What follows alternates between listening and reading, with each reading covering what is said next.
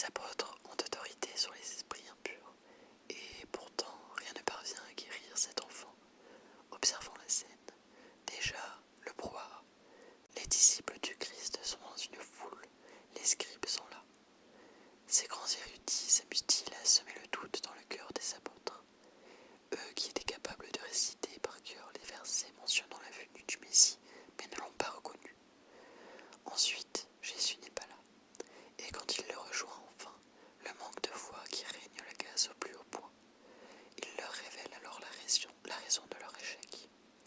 Cette espèce-là, rien ne peut la faire sortir, sauf la prière.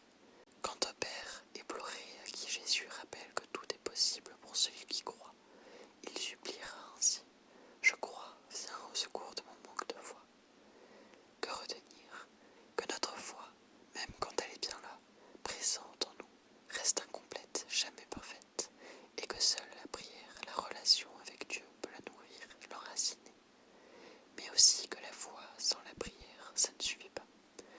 Or le monde, le bruit, l'esprit qui rend sourd et muet, les scribes d'aujourd'hui s'acharnent à nous en détourner. Alors tenons bon et prions en gardant Jésus au cœur de notre vie.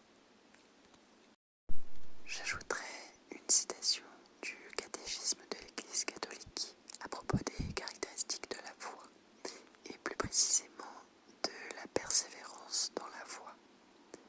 La foi est un don gratuit que Dieu fait à l'homme. Ce don inestimable, nous pouvons le perdre. Saint Paul en avertit Timothée. Citation de 1 Timothée 1, versets 18-19.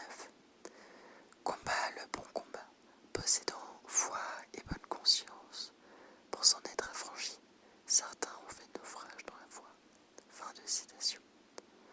Pour vivre, croître et persévérer jusqu'à la fin dans la foi, nous devons la nourrir par la parole de Dieu.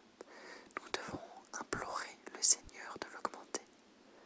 Elle doit agir par charité, être portée par l'espérance et être enracinée dans la foi de l'Église. En somme, la foi, celle qui nous offre la grâce, la vie éternelle, celle qui rend voix et oui aux enfants malades en convulsion que nous sommes, c'est par les actes qu'elle s'ancre, qu'elle existe. Car nous ne sommes pas de purs esprits, car nous sommes ancrés, nous, en la matière et le mouvement, le temps, car nous sommes influencés de toutes parts.